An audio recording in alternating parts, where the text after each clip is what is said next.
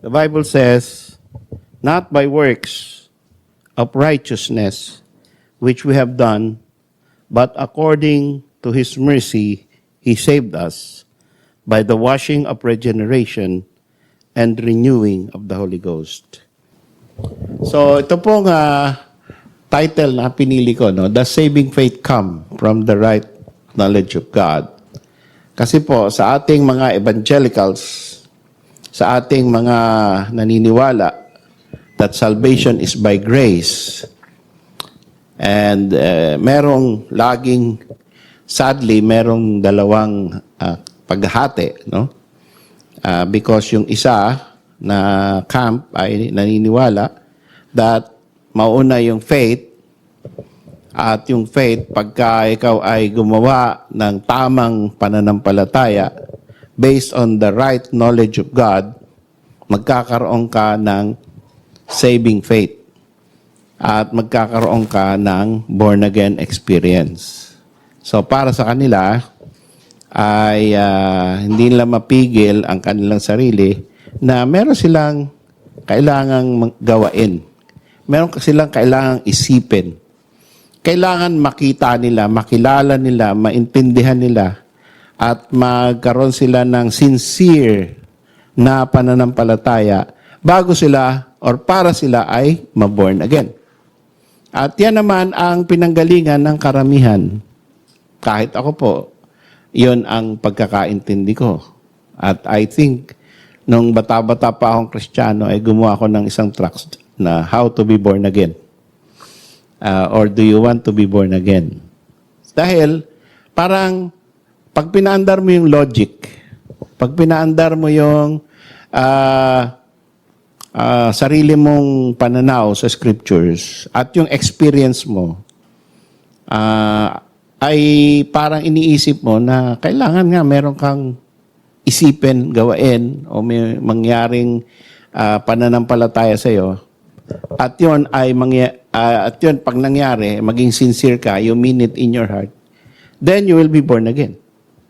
But as you go deeper in the scriptures, you will find out na nauuna pala ang born again experience. Nauuna pala ang tinatawag na regeneration. Nauuna pala yung tinatawag na being quickened and being made alive. Pagkatapos, pag gumawa ang Panginoon sa iyo ng ganyang work, which is entirely Panginoon lang ang gagawa, wala kang contribution, at saka ka magkakaroon ng faith, magkakaroon ng understanding, magkakaroon ng knowledge na tama. Isipin po natin, yung knowledge, pag pinag-uusapan natin ang knowledge, lagi nating i-compare yung mga kapwa, yung mga nag-church din. Pero sila'y iba ang pangalan ng kanilang church. Halimbawa, Roman Catholic Church. Halimbawa ay Iglesia ni Cristo. Dating Daan, or MCGI na tinatawag. Yang Kibulo, yang Kingdom of Jesus Christ. No? At Jehovah Witness. Sa Seventh-day Adventist. Ano ba ang meron tayo at sinasabi natin tayo ay saved or meron tayong saving faith na nila makuha? Naniniwala ba sila kay Jesus Christ? Oo. Tama ba ang paniniwala, pagkakilala nila kay Jesus Christ? Yes. Sila ay naniniwala na ang Panginoong Hesus, of course, sa iglesia, hindi Diyos na nagkatawang tao, pero ang dami na pareho natin naniwala sa Trinity, kagaya ng Catholic. God who became a man. A very big religion. Pero bakit nila masabing sila ay saved? Alam naman nila yung tamang pagkakilala kay Kristo. Alam naman nila, He is born of a virgin. He is prophesied. He is the second person in the Trinity. He was crucified, he died, and he was buried, and he rose again. So everything, sasabihin natin, knowledge or right knowledge of Christ ay nasa kanila at sa iba, at yung nasa atin ay nandun pareho. Pagkatapos, dagdagan pa natin nun, nung pag sinabi natin, kasi hindi sila nagtitiwala kay Kristo. Okay? Hindi sila, ano bang klaseng pagtitiwala? Gaano ba kalalim na pagtitiwala ang kailangan ng isang tao na i-effort niya talaga na maging sincere ng pagtitiwala para masabi nating he earned salvation. Kasi parang gano'n eh. Parang ang mangyayari, if you will really think about it, hindi enough yung kanilang pagtitiwala. Tayo enough. So parang works din. Di ba? Gaano katinding pagtitiwala ang kailangan? Di ba paano ka pa magtiwala sa tao? I-research mo siya. Di ba? Hindi ka naman basta sinabi, pagkatiwalaan mo to. Ni-refer sa'yo. Tapos fully trusted mo na. Kahit nga Shopee, hindi natin mapagkatiwalaan eh. Di ba? Lazada, Shopee. Yung GCash recently na-hack. Naubos yung pera ng iba. BDO. Sipin mo, from 100,000 to 0, na wala siyang wini-withdraw. Credit card, nagkakaroon ng bill.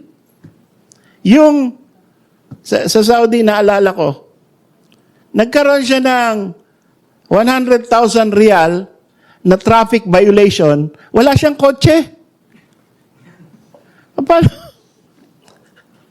Paano nangyari yun? Walang kotse, nagkaroon ng traffic violation.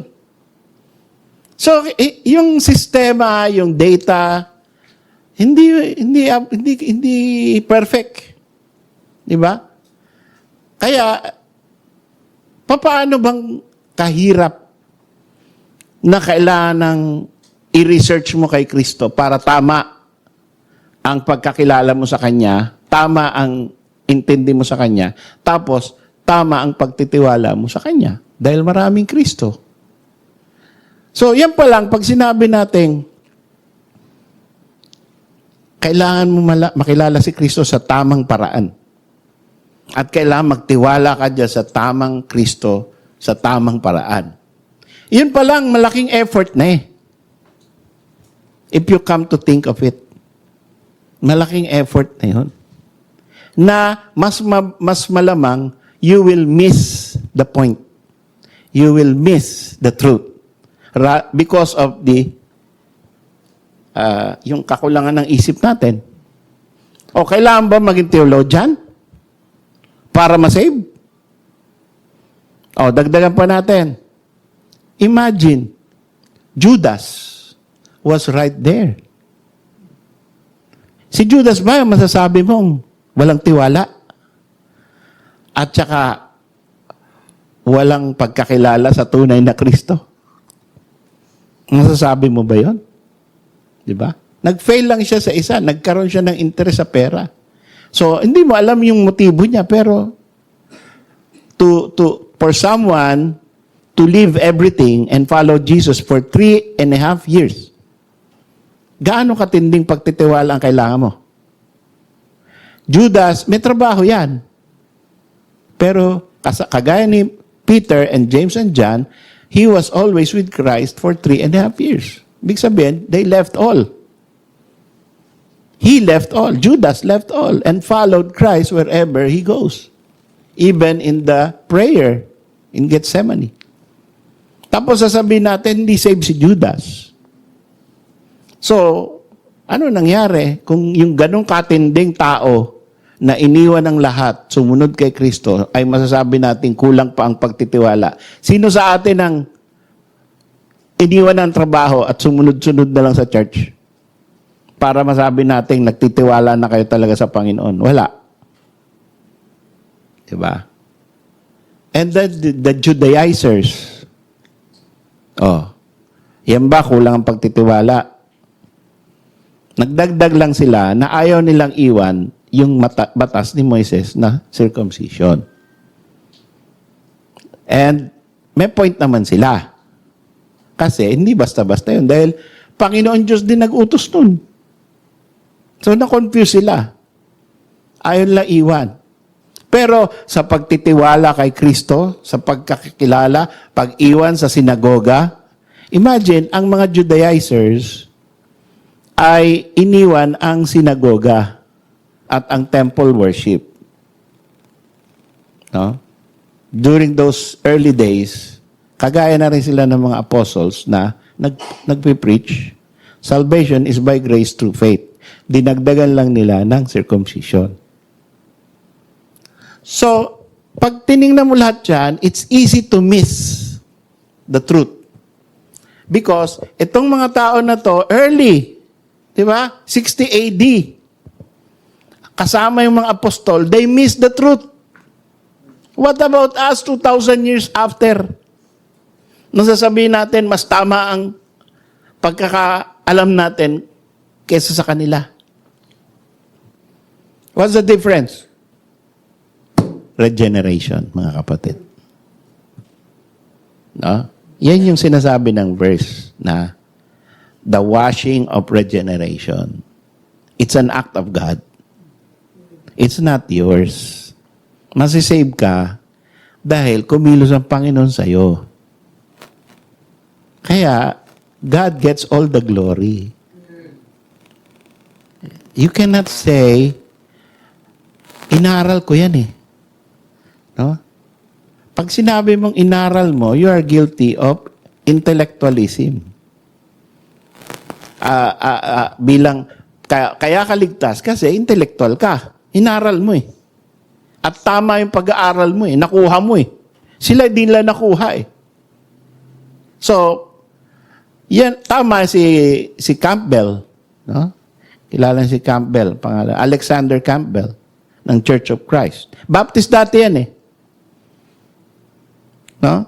Sabi niya, kung hindi nyo kayang patunayan sa debate, na manalo kayo sa debate, ang inyong church, ang inyong pananampalataya, false ang pananampalataya nyo. So, ang true na faith in the Lord Jesus Christ comes by winning debates. Yun ang kanyang criteria. At yun ang nakuha nitong iglesia at saka nitong dating daan. Kaya laging hamon ng debate yan. No? Pag sinisharean mo yan, nakachamba ka na, yung sinisharean mo pala ay iglesia or dating daan. O sige. Sige, kami magbabayad. Saang plaza? Kami, sagot namin ng mikropono, ang sound system, ang stage, at saka ang lighting, no? Mga upuan, sagot namin. Tawagin niyo yung pastor niyo at tatawagin namin ng pastor namin. Ganun lagi labanan nila para malaman kung sino talaga ang nasa truth. You see? So, mas mahirap yon kasi libro-libro kailangan mong i-devour. Pagkatapos, aralin ng tama, tapos manalo ka sa debate para malaman mo kung save ka nga. Iligtas ka nga. So, pinahirap talaga nila. No? Ngayon, pag sinabi natin, tayo yung save dahil ang Roman Catholic, mali ang pagkakilala kay Kristo, in what way? And how? So, ito, no, mga kapatid. Bakit may mga Baptist na after a while, hindi pa rin makuha yung salvation? Baptist na. Oh. So, it's by grace. And it is by regeneration. So, let's look at this chart. Tingnan niyo itong chart na to, no? Gumawa ako ng chart. Okay, punta kayo doon sa first, yung ignorance. Yan, palakihin mo yung ignorance na yan. So, dito tayo nag-uumpisa, no? Sa ignorance. At, ang sabi po ng verse, no? as obedient, 1 Peter 1:14, as obedient children, not fashioning yourselves according to the former lusts in your ignorance. Ibig sabihin, ang starting point ng lahat ng tao, ignorant about Christ.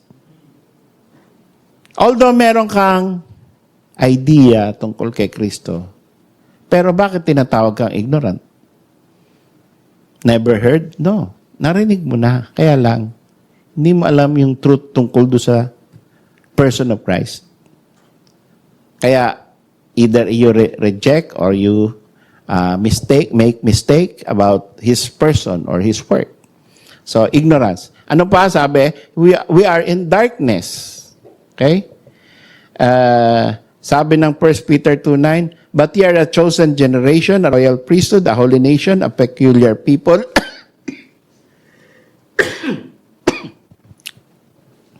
that you should show forth the praises of Him who hath called you out of darkness into His marvelous light. So, paano ba tayo binigyan ng grace ng Panginoon? By calling us out of darkness. Ibig sabihin, ang nasa-save yung nasa darkness. Diba? Kung ikaw ay nasa light na, hindi mo na kailangan ma-save. Nasa light ka na eh. At yung mga taong akala nila ay sila, they can see and they are already in the light, they refuse sharing of the gospel. Meron akong binabahagian ng truck sa isang jeep. Sabi niya, wag mo akong bigyan yan. Kasi alam ko na yan. Hindi pa niya nababasa, alam niya na. Doon ka sa Muntinlupa magbigay niyan kasi yung mga kriminal nandun. Ako'y matino. See? So, he refused the truth because he's already in the light according to him. Kaya yan. Di ba? Kaya the Son of Man came to seek and to save that which was lost. So, those who are well do not need a physician. Oh. Kaya yan ang ano eh. So kailangan, ang starting point natin, darkness, ignorance, and depravity, no? Inability to believe, spiritual death. Para ikaw ma-quicken, you have to start with being dead. With a person dead in trespasses and in sins. Huh? At meron pa isa sa Mark 7:6. Sabi, He answered and said unto them, well hath Isaiah prophesied of you hypocrites, as it is written, these people honoreth me with their lips, but their heart is far from me. Sipin mo. No? They know the Lord. They know the true Lord. They know sino yung God of Abraham, Isaac, and Jacob. The God of Moses. They have the scriptures. They read it every day. They praise God every day. They give tithes. They give sacrifices in the way that Moses prescribed it. Pero ano sabi ng Panginoon sa kanila? These people honoreth me with their lips, but their heart is far from me. You see? Paano ka ngayon maliligtas ng ganun? Lahat ng, kumbaga, sabi nga nung isang pilosopo crossing every T and dotting every I. No? Minsan nagsusulat tayo, di ba? Pagka nagsulat ka ng letter T, hindi mo na kinocross. That is a grammatical sin. And kumuha ka ng letter I, hindi mo tinuldukan. That is a gross negligence. No? Pero, you cross every T and you dot every I, and still, your heart is far from God. Paano ka maliligtas niyan? Alam na alam mo, kilalang kilala mo ang Diyos, hindi, reject ka pa rin. No? So, kailangan natin ma-lift out of darkness. Sino kukuha sa atin mula dun? The Holy Spirit through the washing of regeneration. Somebody has to take us out from the dark. Somebody has to take us out from a heart of who loves ignorance. Ang problema ng heart natin, gusto natin ng wisdom, gusto natin ng information, data, knowledge. Pero hindi yung mga uri ng knowledge and data at information ang mahal ng puso natin na patungo sa Diyos para sa ating kaligtasan, para sa eternal life. Ang gusto nating knowledge, yung pinagkakakitaan. Yung pwede mo maikwento sa mga kaibigan mo na maa-amaze sila. Diba? So, oh, talaga? Wow! Totoo yan? Yun ang gusto nating knowledge, di ba? Yung ibang klaseng na. Oh. So, pero pag ang usapan na tungkol sa spiritual, okay, alam ko na yan. Oh, nabasa ko rin yan. Oo nga. Parang board na board. Diba? Very rare ka makakita ng tao na pag ang pinag-uusapan Panginoon, talagang very sincere, very eager, zealous, at nagsishare din siya ng kanyang experience. Yun. That is what God wants. Okay? So, tayo ay taken out of death. Kaya tayo quickened. Ano yung quickening? That's regeneration. Tayo ay taken out of being unable to believe. That's taking out from depravity, shining light while you are in darkness. Kaya lahat 'yan na descriptions of regeneration. No? Light shining, okay? Quickening, regeneration, made alive. We are made alive. We are born again. Tapos meron pang isang verse, sabi, a new heart will I give to him. Diba? And it's like giving sight to the blind because we are blinded by the God of this world. Tayo ay binulag. Lahat ng taong hindi ligtas ay binulag. Nasa kabulagan. So, hindi ka lang nasa kadiliman, bulag ka pa. Isipin mo, double, yun. Wala ka talaga makikitang katotohanan nun eh. Bulag ka na nga, nakalubog ka pa sa kadiliman. No? Sight and voice. Para ikaw ay maligtas, God Himself talk to you in your heart. Not this preacher. Sa John 5:25, verily, verily I say unto you, the hour is coming and now is. Habang andun pa si Kristo, habang buhay pa, sabi niya, now is the time when the dead, sinong dead yon? That spiritually dead, shall rise, shall hear the voice of the Son of God, and they that hear shall live. So, ganun po kumilos. In regeneration, kikilos ang Panginoon by directly approaching the heart. Kaya, hindi yan kayang gawain ng kahit sinong tao.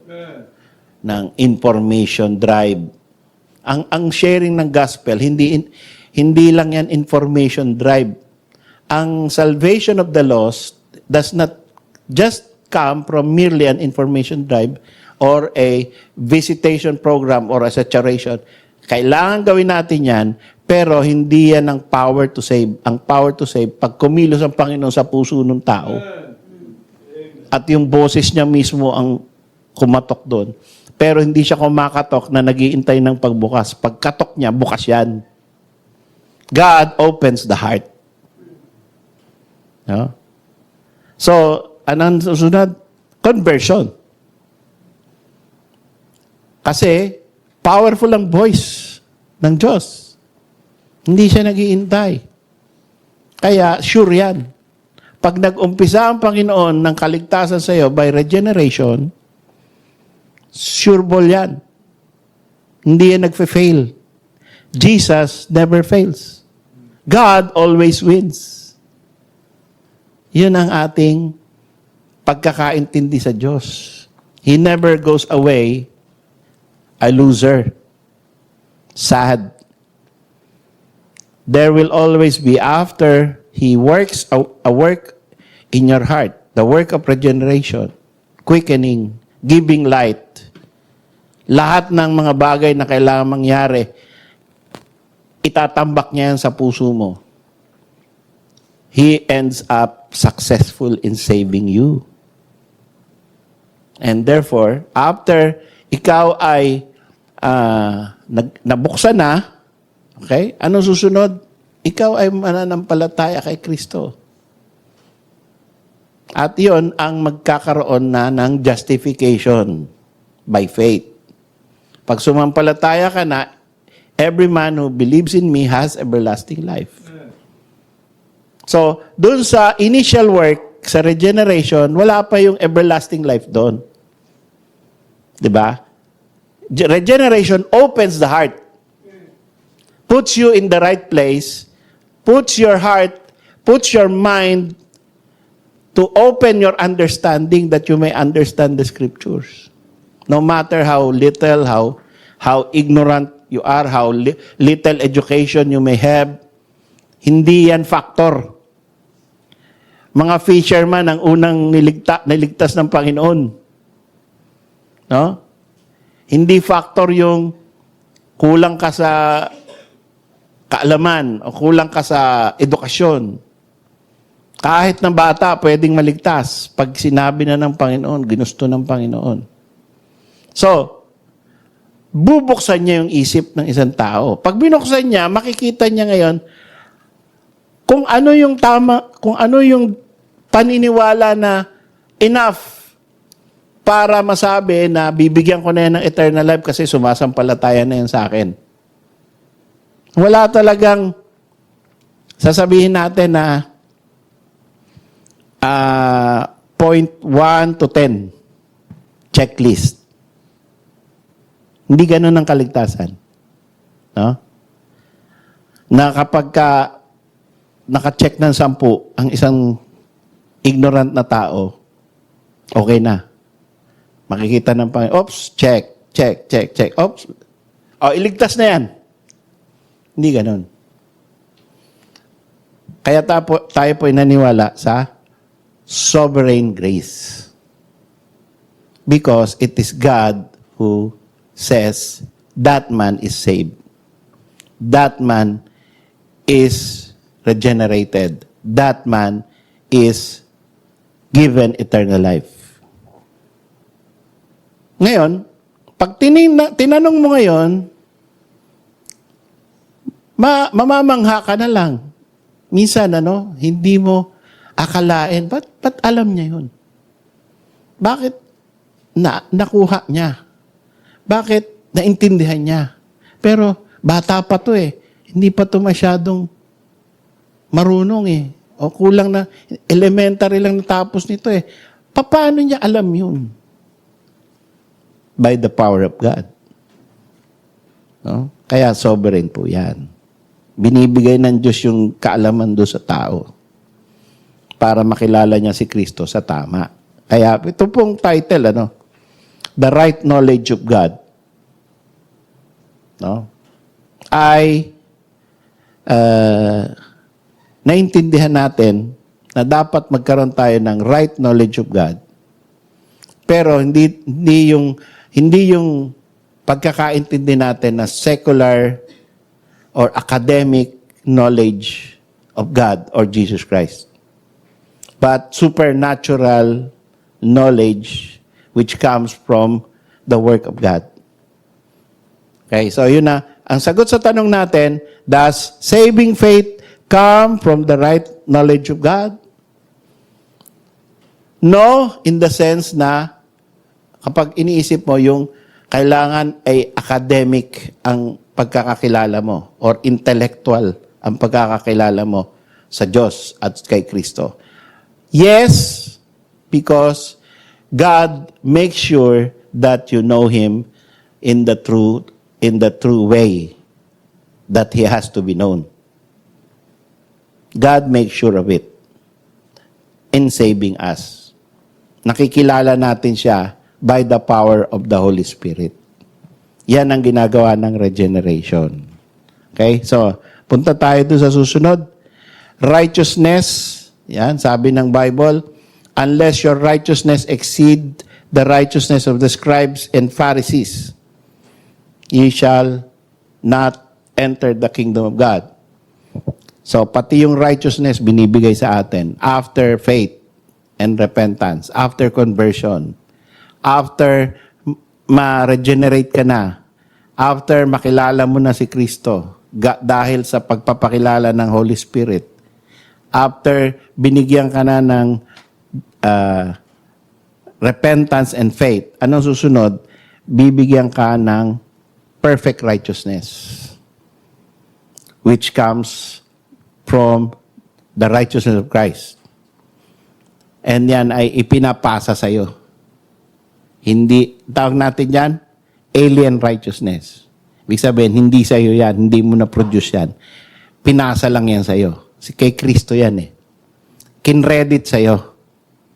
Okay? Dahil kinredit sa'yo, your righteousness exceeds the righteousness of the scribes and Pharisees. Bigla kang merong account sa langit na sobra-sobra. Galing ka sa negative. Galing ka sa damnable. Biglang, dahil nagtiwala ka kay Kristo, biglang lagpas sa mga magagaling at marurunong at mga mababait, lagpas bigla yung righteousness mo. Dahil si Kristo, lagpas sa kanila lahat eh. Binigyan ka ng credit. No? Kinredit sa iyo yung ginawa ni Kristo na righteousness. Nalagpasan mo sila. Yun yung ibig sabihin ng your righteousness exceeds. So you are also justified by faith. Ibig sabihin, yung lahat ng kasalanan mo, tanggal na. Hindi ka na guilty. Acquitted ka na. Wala ka ng anything na dapat ay panagutan sa Diyos. No? Yun yung ibig sabihin ng justification. Wala ka ng pananagutan na kasalanan sa Diyos. You are justified by faith. Hindi by works. Hindi by obeying the commandments as long as you live, until the end. Yun ang pagkakaintindi ng iba. No? Kailangan sundan mo hanggang sa wakas. Magpatuloy ka hanggang wakas. Para ikaw ay maligtas. Pero sabi, justification is by faith. Ibig sabihin, once faith is granted to you, you are justified.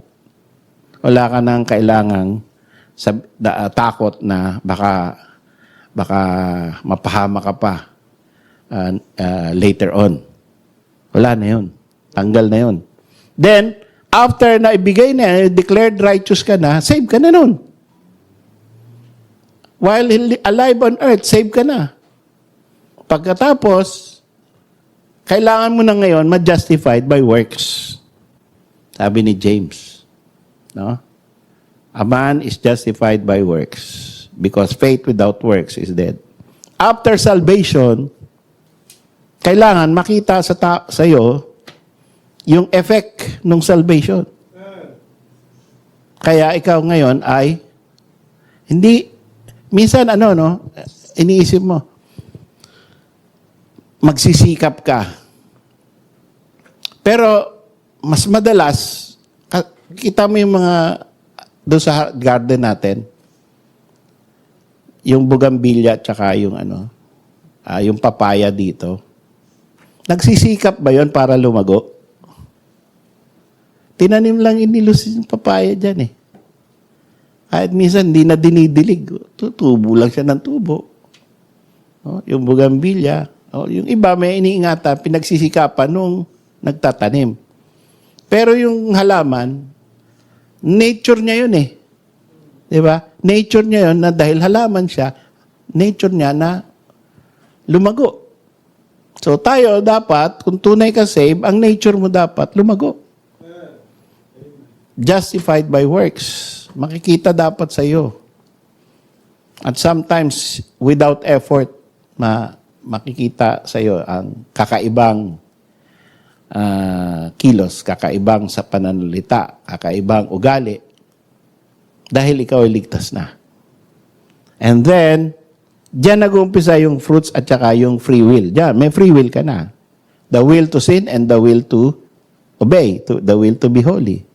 Diyan nag-uumpisa. Yung free will ng mga kapatid natin, ng mga Baptist, doon nag-uumpisa, ignorance tapos free will.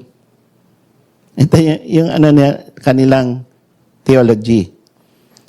Ignorance ka, unsaved ka, tapos meron ka free will. Doon pa lang sa umpisa, may free will ka na. Tayo, ang free will natin na dito nag-uumpisa after salvation. Meron ka ng will na hindi ka na kailangan magkasala pero nagkakasala ka pa rin. Yun yung free will mo. Pero kaya mo na ring sumunod sa Diyos at natutuwa ang Diyos sa pagsunod mo. Yun ay free will mo rin. So, dyan sa free will na yan, dyan ka nagkakaroon ng rewards. Practical righteousness na yun eh. Diba? Diyan ka may rewards. Pagkatamad ka, puro wala kang ginagawa, edi ginamit mo yung free will mo to not do anything. And then, wala ka reward. And lastly, eternal life. Okay, mga kapatid? So, yan po ang hopefully, pagka tayo ay nag-iisip, papaano ba ipaliwanag ang regeneration, faith, repentance, eternal life, salvation, ay matandaan natin itong diagram na to. No?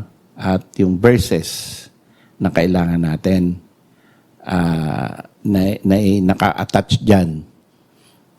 At yan ay sana hindi natin makalimutan. Okay? So tayo po ay manalangin sa pagtatapos. At kung may question kayo, just ask it in our page, in our group chat, so we can clarify some more.